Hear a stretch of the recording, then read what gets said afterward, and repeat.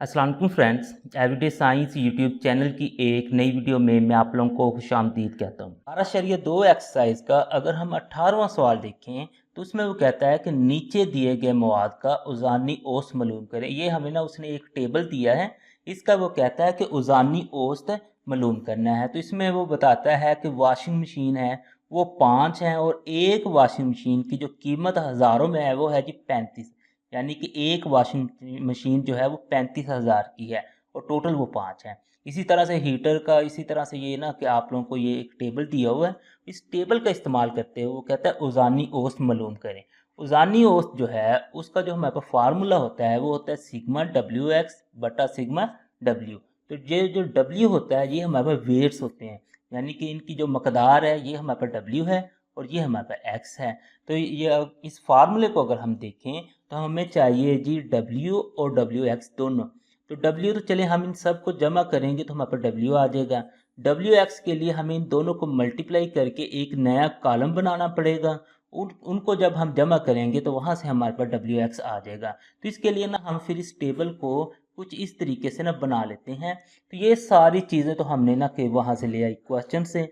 तो ये मकदार जो थी उनको हमने डब्ल्यू से ज़ाहिर कर दिया और जो कीमत थी उनको हमने एक्स से ज़ाहिर कर लिया। अब इन दोनों को हम मल्टीप्लाई करेंगे तो हमारे पास डब्ल्यू एक्स निकलता आएगा। तो सबसे पहले हम ना के 5 को ना 35 से मल्टीप्लाई करते हैं, तो आप लोग कैलकुलेटर से कर लेंगे तो ये 175 बन जाता है। इसी तरह 3 को 5 से करें तो ये तो 15 बन जाता है। इसी तरह से 13 को हमने 2 से ज़रब देनी है तो ये हमारे पास 26 आ जाएगा। इसी तरह से 6 को हमने 18 से ज़रब देनी है तो हमारे पास जवाब 108 आ जाएगा।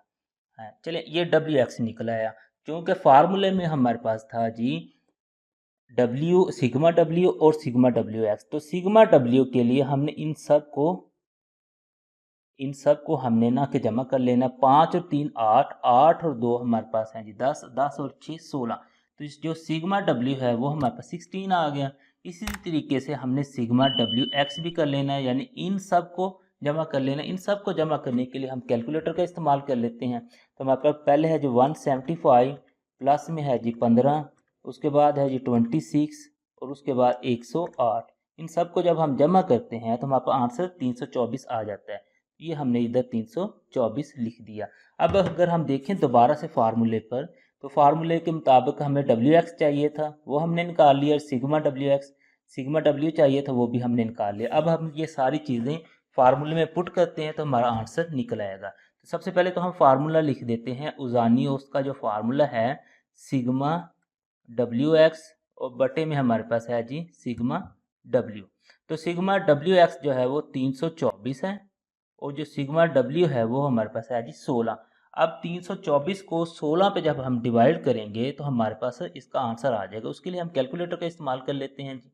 तो हमारे पास है जी 324 तकसीम है जी, क्योंकि उसने 16 है तो हम 16 पे डिवाइड करते हैं तो हमारे पास आंसर 20.25 आ जाएगा। यानी इसकी जो उज़ानी औसत है वो 20.25 निकल आई है। इस तरीके से आप लोग इसे लिख देंगे।